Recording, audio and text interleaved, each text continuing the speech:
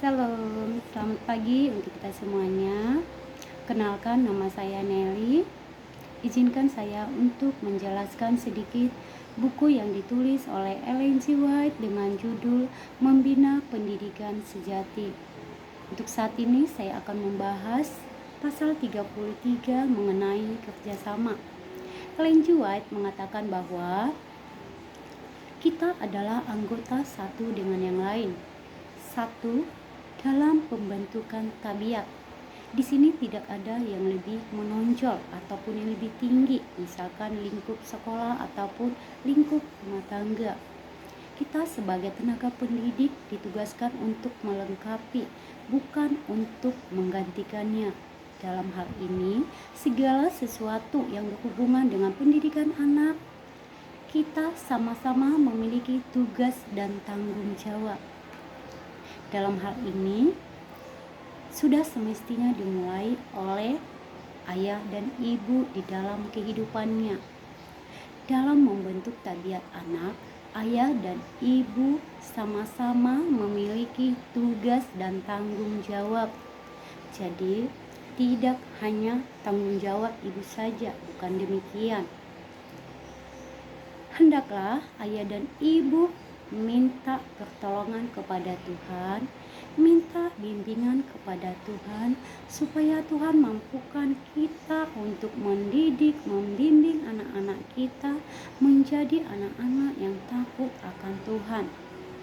Kita sebagai ayah dan ibu wajib mendidik anak-anak kita setia kepada Tuhan, setia kepada prinsip agama, setia kepada nasihat-nasihat, dan setia kepada setiap tugas dan tanggung jawabnya.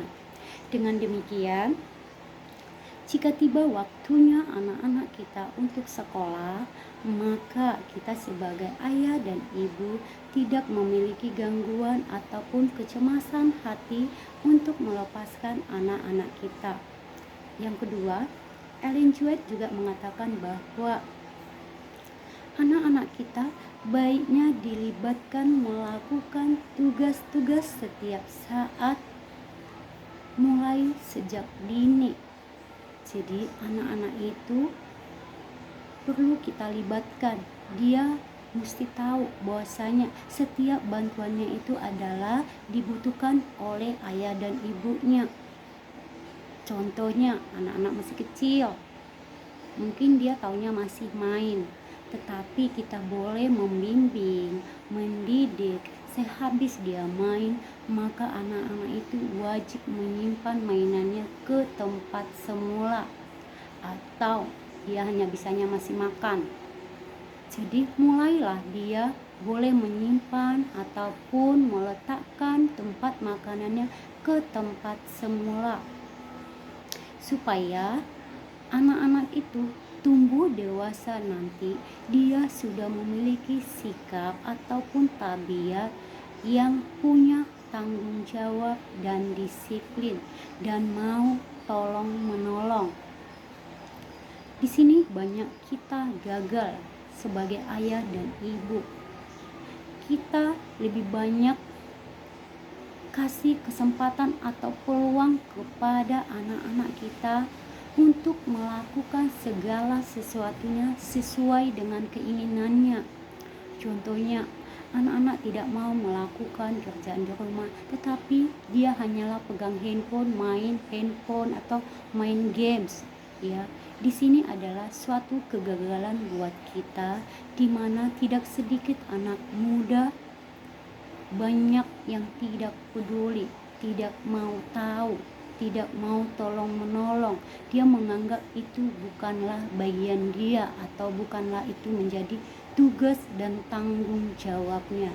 Jadi di sini kita mulai kecil anak-anak itu kita bimbing, kita bekali, kita bentuk tabiatnya supaya kelak dia menjadi anak-anak yang takut akan Tuhan dan memiliki tanggung jawab. Yang ketiga, Ellen G. White juga mengatakan bahwa